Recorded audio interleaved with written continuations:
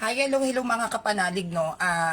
Mainit na mainit ang issue ngayon sa usapin ng SOGI bill, no? At kumakalampag ang lahat ng LGBTQ community maging sa Congress na ipasa yung SOGI bill. Ako as an LGBTQ, I am 100% very disagree sa SOGI bill. Bakit? Pag naipasa ang SOGI bill, lalong mapopromote ang mga bakla at tomboy. Dapat nga po, hindi binibigyan ng commercialize yung LGBTQ kasi mas lalo kami. Dapat nga po, walang same-sex marriage dito sa Pilipinas. Bakit? Masyado nang, kapag napopromote kasi yung mga ganyan same-sex marriage, SOGI bill, lalong lumalakas ang loob ng mga bakla at lumalakas din yung loob ng mga lalaking pumatol ng bakla. Ang same-sex marriage ay isang immoral na gawain. Immoral po talaga yan.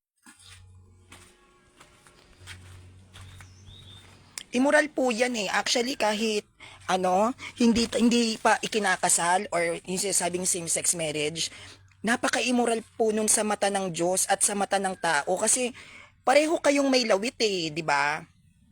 Well, hindi ko naman sa parang dinidiscriminate ko yung mga kagaya ko, no? Pero sana, no, yung same-sex marriage, hindi naman talaga po yan dapat ine-expose. Kung gusto nyo magpakasal, dahil para lang sa ma-express ninyo yung love ninyo sa mga partners nyo, hindi yan dapat isino-social media pa or ipinagkakalat kung kani-kanino. Kasi nagpro-promote tayo ng kasalanan.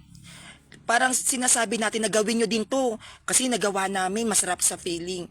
Pero hindi natin na papansin, nakaka-impluwensya na tayo ng iba. Kaya minsan may mga bata pa lang na dapat lalaki na straight, lumalaking bakla. Bakit? Kasi masyado silang napoprone sa homosexual acts. Marami nga pong mga batang bakla, ang bata-bata pa, mga minors pa lang, pero umaano na ng lalaki, 'di ba? Hindi siya maganda. Yung SOGI bill naman na sinasabi nila na karapatan daw naming mga bakla, yun daw ay priority para daw sa legalities pagdating sa government. Hello, meron tayong human rights, 'di ba? Ang bakla at ang tomboy ay human. Meron tayong human rights violation. Meron tayong human rights na batas na kapag naabuso ka, pwede rin naman tayong magreklamo. Para saan pa yung SOGI bill? To be honest, hindi nga rin po ako pabor na magkaroon ng sariling CR ang bakla at ang tomboy. Bakit? Kasi alam nyo sa totoo lang, kapag nagkaroon ng sariling CR ang mga bakla at ang mga tomboy, hindi natin pwedeng maalis dyan na may mangyaring kamanyakan. Alam naman natin, 'di ba, na hindi naman lahat ng bakla matitino. Kung magkakaroon ng sariling CR ang mga bakla, pwede silang magdala ng lalaki doon. At doon sila sa loob ng cubicle magtsuktsakan. Hindi ba possible 'yon? Pag nagkaroon ng sariling CR ang bakla, ang kategory ng pagiging bakla, hindi lang naman sa mga kagaya ko na mukhang babae, may mga bakla na parehong gwapo. O paano kung mag-CR 'yon? Dahil meron kaming sariling CR. Hindi katulad kapag ang bakla, though na may mga babae na talagang hindi komportable na may nagsi-CR, na bakla sa CR ng babae, pero at least safe.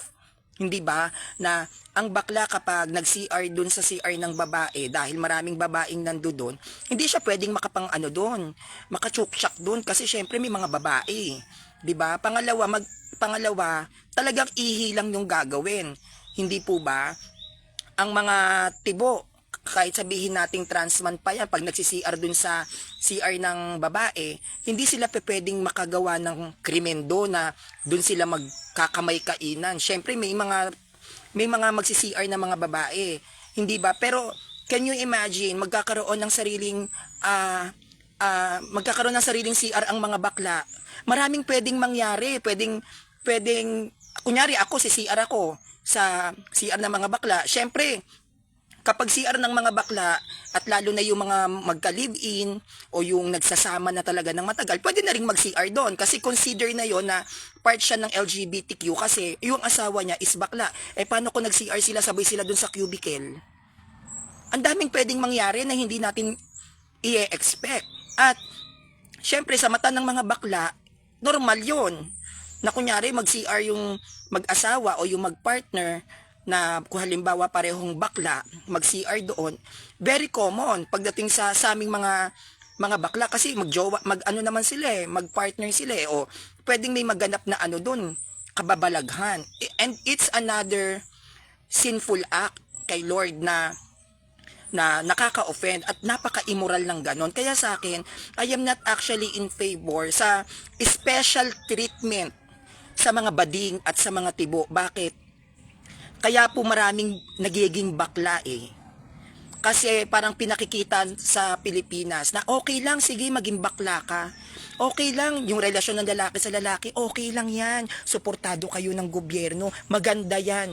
So anong nangyayari ngayon sa mukha ng ating lipunan? Nagiging immoral. 'Di ba?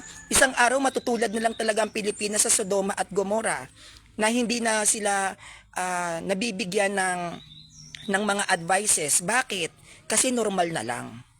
At yung soji bill nyo, mga LGBTQ, na bagamat bahagi rin ako ng community na yan, huwag naman natin sanang abusuhin pa. Tanggap na nga tayo ng lipunan di ba? Parang okay na sa mga mata ng mga babae at lalaki kung may makita silang mga bakla na may jowa na lalaki. Okay na rin sa mata ng lipunan ngayon kung may mga tomboy na may jowa talaga na babae na magaganda. Okay na yun. Huwag na natin pang actually i-promote. Huwag na natin pang ipangalandakan yung mag-gay pride, yung magpaparada kayo tapos puro kayo bakla, yung iba naka-underwear pa. Hindi, nasasagwaan kasi ko, lalo na yung sa gala. 'Di ba may sa gala tapos puro bakla. Tapos yung iba pang bakla, may escort na lalaki. Hindi rin po ako pabor doon. Bakit? Kasi ang Flores de Mayo, ang nire-representa niyan or yung Santa Cruzan, si Blessed Virgin Mary, ang dapat na isinasagala mga babae. Hindi po tayo pwedeng tawag nito magsagala, mag-Santa Cruzan na ang mga nandoon puro transgender kasi that is the traditions of the Catholic Church na dapat nating galangin, na dapat nating respetuhin. Tayo rin naman kasi, ang problema kasi sa ibang bakla, kayo din naman kasi yung sumisira sa image natin as being an LGBTQ. Kung meron kayong mga partners, kung meron kayong mga karelasyon, and if you think that it was very impossible na makipaghiwalay, no? Wag na naman natin sanang ipangalandakan. Sabi nga ni Aiza Sigero na I watch her interview ni Boy Abunda na he doesn't understand why the government don't allow the SOGI bill. It is just for the rights of the LGBTQ. Well, for me, tama ang government na hindi siya dapat i-allowed. Kasi pag in-allowed yan, maraming mga bakla, maraming mga tomboy ang magkakaroon ng lakas ng loob na magpakasal. Maraming mga bakla at mga tomboy ang magkakaroon ng lakas ng loob na pilit na magkaroon na talaga mismo ng relasyon, and having an affair with the same sex is a sin. Merong isang LGBTQ sa Congress, ang pangalan niya is Geraldine Roman at transgender siya, no. Ang sabi niya, it is not our job to determine it is not our job to determine if it was a sin or not. Ang trabaho daw nila ay mabigyan ng karapatan ang mga mamamayang Pilipino. No, that's wrong. It is actually not only our job, it is actually our responsibility to teach all of the Filipino people here in the Philippines kung ano yung kasalanan sa hindi. Kasi kung hindi lang naman yan, actually, ang government for me, hindi lang yan dapat sumasaklaw sa mga rights ng tao. Dapat hinahaluan din natin siya ng may takot sa Diyos. Dapat actually inaalam din ng mga government na kung ano ba yung nakakalugod kay God or not. Kasi kung ang isang mabuting namumuno at ang isang mabuting bansa ay may takot sa Diyos. Kung ikaw ay namumuno sa isang pamayanan, sana hindi mo hahangarin na yung mga nasasakupan mo ay mapupunta ng impyerno just because of that right na sinasabi mo, Geraldine. Minsan matuturing tayo na i-analyze ang mga bagay-bagay sa kapaligiran natin. Though, for me, it's very, very, very hard and very sad na talagang gano'n na naging batas ng Diyos sa tao na talagang kapag bakla ka, you are forbid to fall in love. Yun talaga we have no, hindi naman tayo pwedeng mag-complain. Pero yun ang ano ng God na kapag bakla ka, hindi ka pwedeng ma-in love. Pag lesbian ka, hindi ka pwedeng ma-in love. Kasi pag na-in love ka at nagkaroon kayo ng sexual intercourse, that is a mortal sin. It will lead you para mapunta ka ng impyerno. Ganun talaga. Sino ba dapat ang masunod? Yung rights ng tao o yung rights ng Diyos? Kaya for me, yung issue na yan na mainit po sa ngayon, regarding sa SOGI bill, sa mga same-sex marriage na yan, 100% no. It's a big no. At hindi po talaga dapat binibigyan ng paano ko ba sabihin?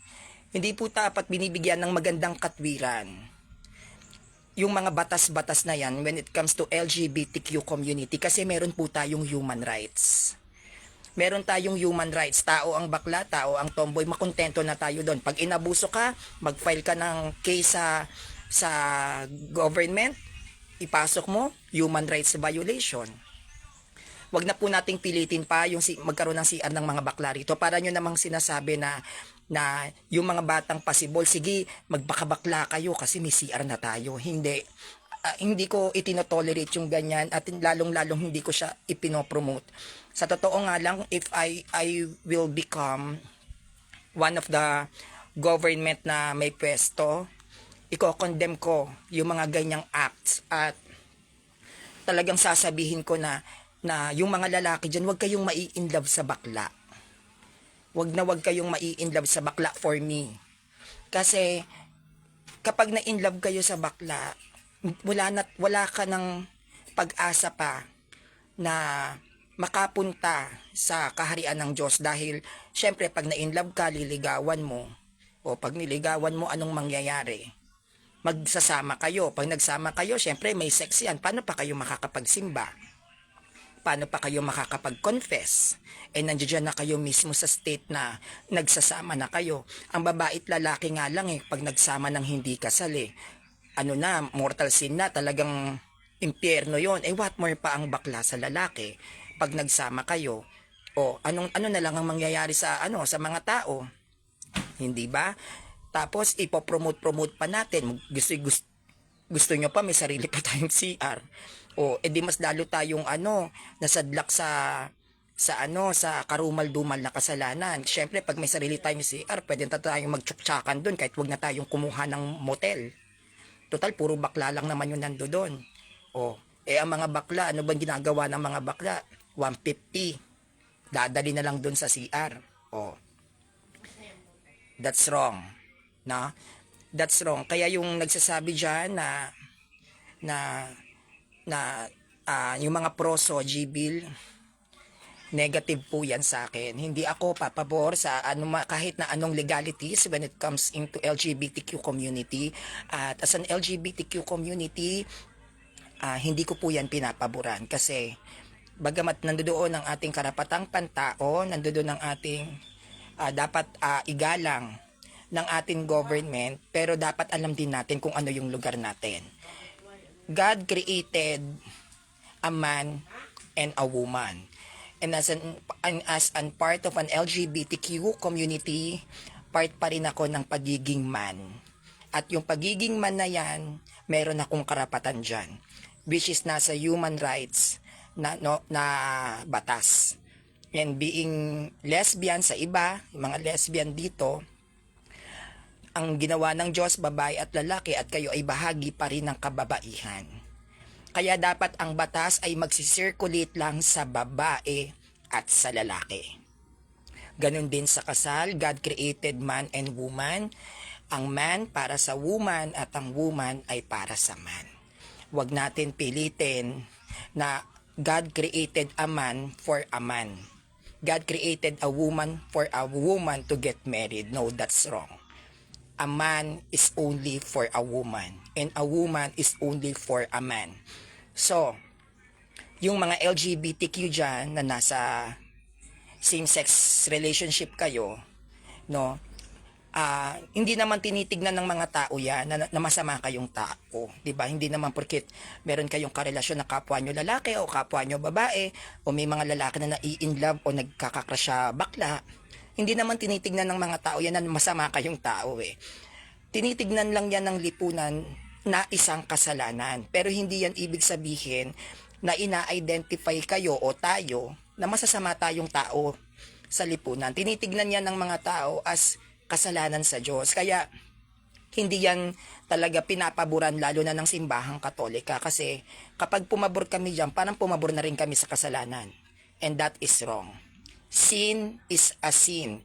Kahit ano pang sigaw ninyo at mamaos-maos kayo sa pagsisisigaw nyo dyan, sin is a sin. At hindi rin ako pabor na may kanya-kanya tayong paniniwala. No.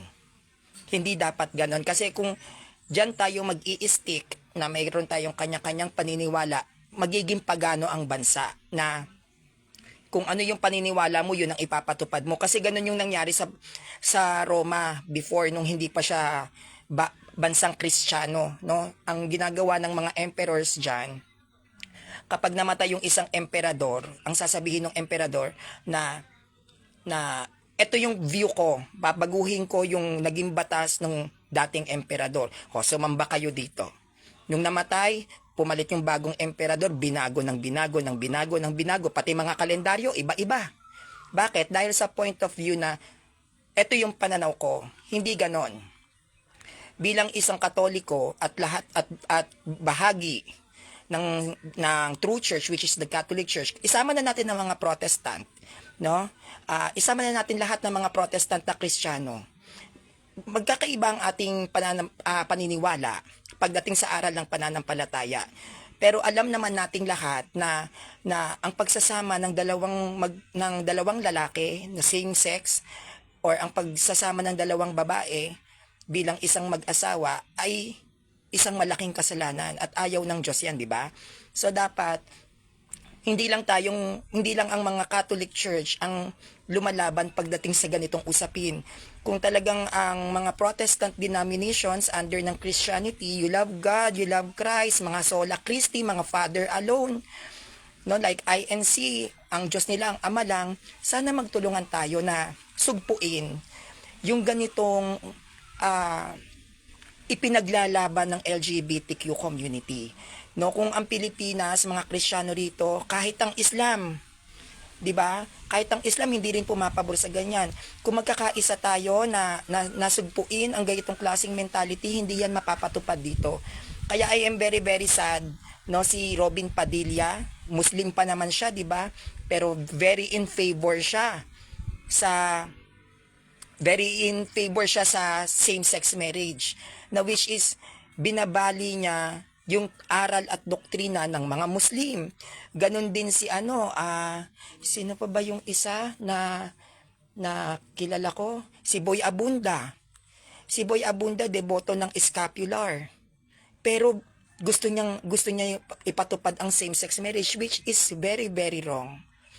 Very, very wrong. Kaya sa mga LGBTQ community dyan, no, na pilit ninyong ipinaglalaban na magkaroon ng same-sex marriage at paboran na ng gobyerno ang SOGI bill, hindi yan pahihintulutan ng Diyos. Dahil yan ay nakaka-offend kay God.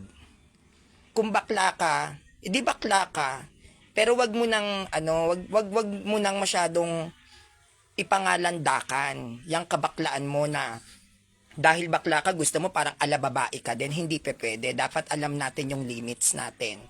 Iba pa rin ang treatment sa tunay na babae kesa sa atin. Dahil ang tunay na babae ay angkop at naaayon sa mata ng Diyos kung ano yung mga dapat nilang gawin bilang isang tunay na babae. Tayo, yung mga ginagawa ng ibang mga bakla at ibang mga tomboy, dapat alam natin kung saan tayo lulugar. Kasi like what I've said, God created a man and a woman.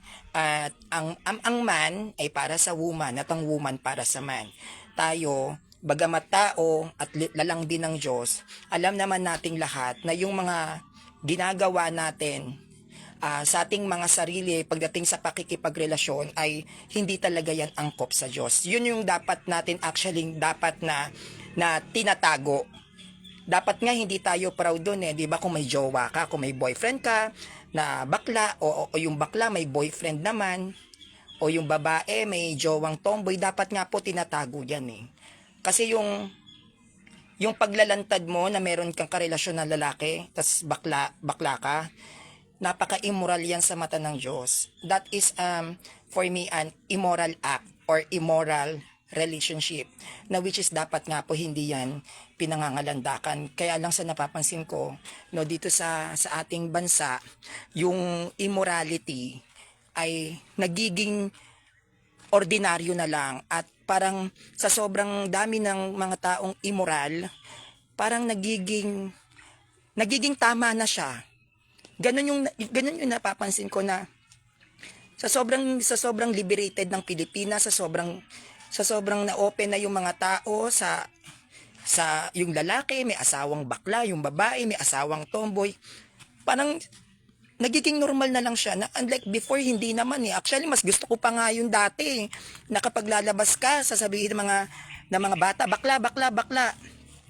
At least kahit papaano merong way ang mga tao na napigilan ka na ipagpatuloy mo ang isang gawa na maaaring ikapahamak ng iyong kaluluwa. Kasi noon sa era ko, dahil ako'y batang 90s, kapag lumabas ka tapos bakla ka, aasarin ka talaga. Bakla, it's very painful. Yung malait-lait ka kasi nga bakla ka. Pero ganun pa man, malaki rin na nagiging impact niya sa ibang mga bakla na hindi natutuloy na maging bakla, na pipilitang maging lalaki talaga kasi syempre nabubuli. So na-adapt niya yung mentality ng lalaki na ay mali pala tong ganito, kailangan ang jowain ko babae. Ganun hindi katulad na tawag neto na bakla ka, tapos sasabihin sa'yo, ang ganda ng bakla, o ang ganda, babaeng babae.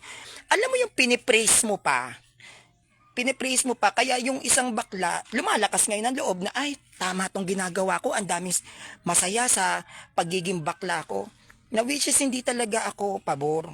Kaya minsan, ang pagpuri natin sa bawat tao, sa bawat nakikita natin, sana isipin din natin kung ito ba ay nakakapagbigay ng moral values, kung ito ba ay nakakapagdulot ng positibo sa pinupuri natin. Kasi minsan ang pagpuri sa kasalanan ay mas lalong nagiging daan para mas lalong dumami.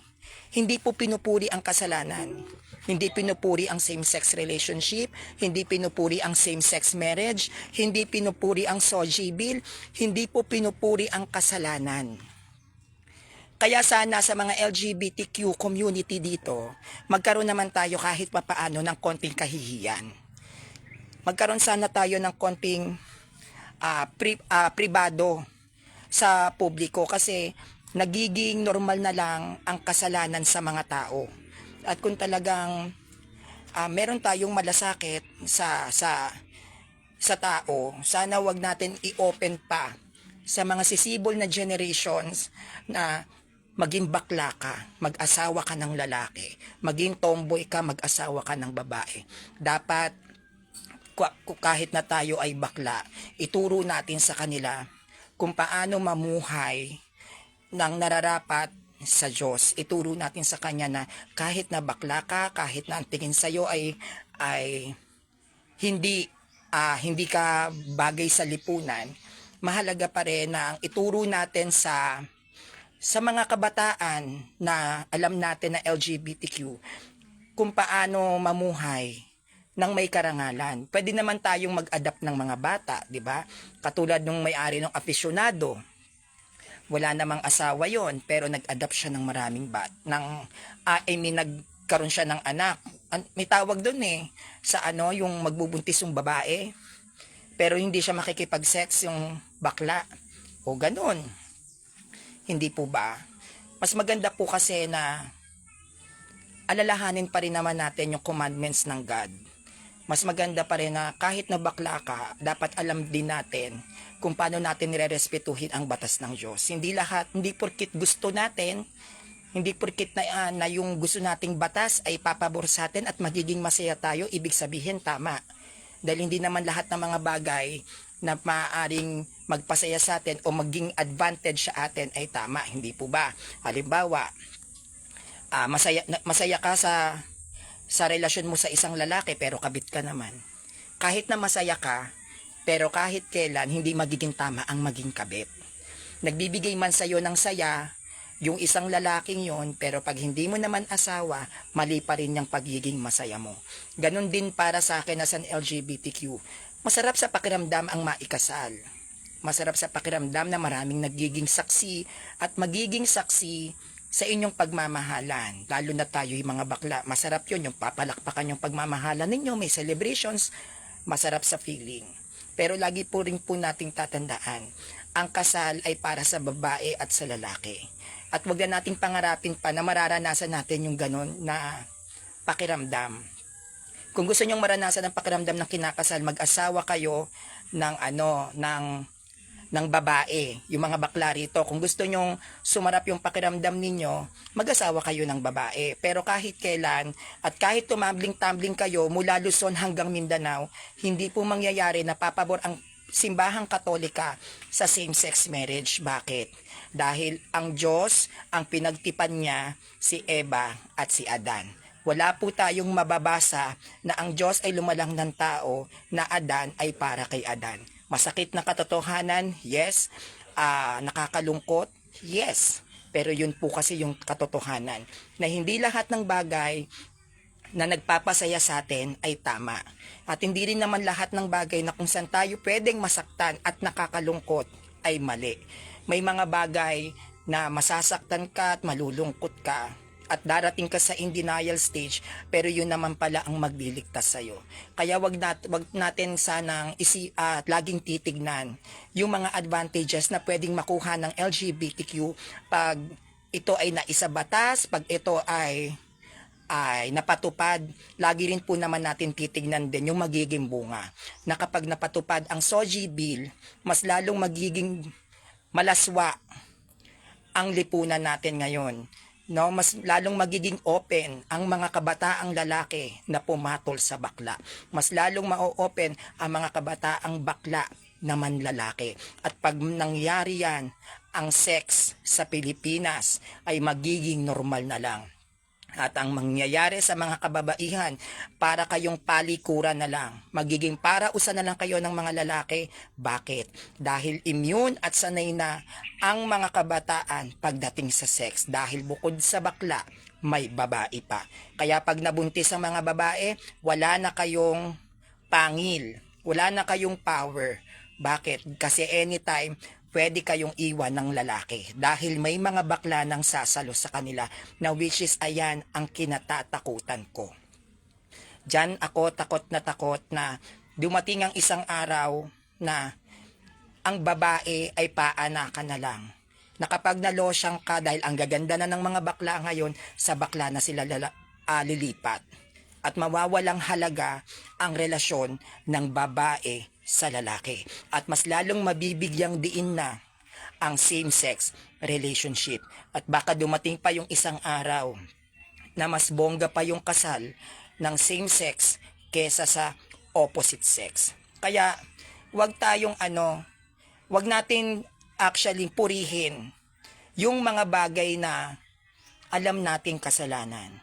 Bagamat minsan natutuwa tayo sa mga nakikita natin, lalo na pag nakakakita tayo ng bakla, tuwang-tuwa tayo, ang ganda-ganda, mukhang babae. Pero para sa akin, hindi po yan deserve na sabihin ang gaganda ng mga baklang to. Bakit? Kasalanan pa din po kasi yun. Mas lalo nating pinopromote na dumami yung mga ganong klaseng bakla. Kahit ang Miss Gay, hindi rin po ako pabor dyan. Actually, hindi ko hilig manood ng mga Miss Gay, kaya nga hindi rin po ako marunong mag-makeup eh. Hindi rin ako pabor sa mga Miss Gay. Bakit? Nagpro-promote kasi yan ng sex din. Pagtapos nila ng pageant, o may mga lalaking nag-aantay. Hindi natin alam, di ba? Possible yung ganon. Pangalawa, na-open yan sa mga kabataan uy, ang ganda ng bakla, parang mas masarap ang bakla magmahal. Kaya nga 'di ba nagkaroon pa ng kanta yan, no, 'di ba? Yung magmahal ka ng bakla, may kanta yan noon na talagang kinondem ng simbahan. Kinondem ng simbahan 'yan. Bakit? Kasi nagpro-promote ng parang pinopromote na kasi ng ibang mga bakla na mas maganda kami kaysa sa mga babae. May mga baklang ganun na parang sa sobrang ganda ng bakla, minamaliit na yung mga kababaihan, lalo na pag hindi naman kagandahan, dumarating na sa ganong point na babae ka nga, mukha ka naman bakla. Kesa ako, bakla ako, mukha naman akong babae. Dumarating na sa ganong circumstances na which is nagiging negative na yung mga babae when it comes into having relationship sa mga kalalakihan. Kasi sasabihin ng ibang mga bakla na, babae ka nga, may pera ka ba? Ganun ang mga bakla ngayon. Babae ka nga, maganda ka ba? Babae ka nga, masarap ka, sumusubo ka. Kaya syempre, ang nagiging mentality ng mga kalalakihan, dito na lang ako sa bakla. At least tong bakla, masipag, mabubuhay ako, may trabaho, matalino, edukada, disente, maganda, masarap. Kaya ang mangyayari, imbis na pumatol sila sa babae, di sa bakla na lang sila papatol, di ba? Kahit ako, hindi naman ako ganong kagandahan, ang dami-daming nakapaligid talaga sa aking lalaki.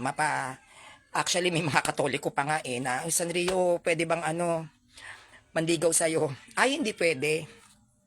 Mabilis agad yung sagot ko, hindi pwede. Sabi ko, kahit man sakali na gustuhin ko, hindi pa rin pwede. Ayun ang lagi kong sinasabi. Ako ay nakalaan para sa mga tao. At kung ikaw lang din naman ang sisira sa mga responsibilities ko pagdating sa pagiging CFD ko, wag na lang. Sabi ko, hindi naman ako natatakot na makipagrelasyon sa same sex kasi wala namang pakialam sa akin yung simbahan kung gusto kong magjowa, di ba? Ano ba naman ang pakialam ng simbahan as long as hindi ka naman heretical? Yun lang naman ang ng simbahan, yung concern. Basta't wag ka magtuturo ng hindi turo ng simbahan. So, karapatan ko pa din kung gustuin ko magjowa, why not? Kaya lang ayoko na dumating sa point na makakahadlang siya sa ginagawa ko bilang isang CFD. Ayoko nang pinakikialaman ako, ayoko ng pressure. Mas gusto ko yung hawak ko yung oras ko, hawak ko yung sarili ko. Ayokong bigyan ng boundaries yung mga relasyon. Hindi ako mahilig kasi sa ganyan yung mga relasyon. Nagbibigay lang sa akin yan ng boundaries, bibigyan lang ako ng limits niyan. Tatawag-tawagan kayo ng diba, magkausap, magka-chat, obligado ka na. Ano ginagawa mo? Ganito, ganyan. Ayoko nun. Kaya sabi ko sa kanila lahat, ayoko. Pass.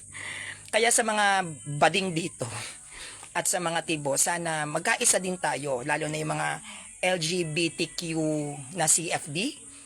Magkaisa tayo, kumalampag din tayo, kumontra din tayo sa mga katulad natin na pumapabor sa mga batas na alam natin na maaaring magdulot ng malaking pagkakasala sa Diyos. Tandaan natin, tayong mga CFD, pananagutan natin sila. Kaya kung tayo ay may alam at sa tingin natin na yung isinusulong ng mga katulad nating LGBTQ ay magkakaroon ng malaking negative impact pagdating sa usaping spiritual, hadlangan po natin. Reproductive bill na ipasa ng reproductive bill na which is mali. No? Huwag na nating intayin pang may sumunod pa. Kahit ang divorce na ipasa na.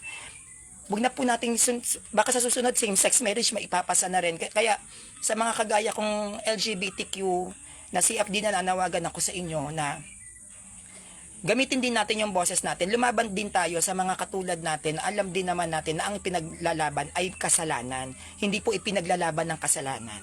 Hindi yan ipinagmamalaki, hindi yan ipinopromote. Bagkos yan ay dapat binabago, itinatama at ikinukumpisal para sa kabilang buhay, sama-sama tayo nahaharap sa Diyos sa kanyang kaharian. Hindi po lahat ng nagpapasaya sa atin ay tama at hindi rin po lahat ng nagpapalungkot at nagpapagalit sa atin ay nakasasama. Lagi po nating titignan kung ano yung magiging epekto at bunga ng bawat pagsulong na ipinaglalaban natin sa batas bilang isang tao. Kung ito ba ay nakakalugod sa Diyos o hindi. Huwag lang po puro sarili ang isipin natin. Isipin din natin na ito bang ipinaglalaban ko, ito bang isinusulong ko, malulugod ba ang Diyos neto? Kasi pag hindi at feeling mo hindi siya malulugod, itigil nyo na yung mga kahangalan ninyo.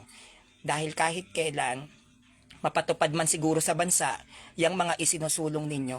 Pero pagdating sa kabilang buhay, sinasabi ko sa inyo, tignan lang natin yung mga batas ninyo. At ang mismong mananagot dyan ay yung promotor kung bakit naipasa yung mga batas na yan na nagdulot at nagbigay ng pangit na bunga para ang tao ay lalong malugmok sa kasalanan. So yun lang po, ako po si Sanrio, no, at i-share ko lang yung point of view ko regarding sa Suji Bill kasi pinag-uusapan po talaga siya ngayon at gusto ko lang pong iparating sa inyo na kahit ako ay isang bakla, hindi pa rin po ako pumapabor sa mga homosexual acts. Bilang isang bakla, hindi ako pumapabor sa same-sex relationship. Though na masakit yun para sa akin dahil hindi naman ako straight na lalaki. Ayun po talaga yung ayaw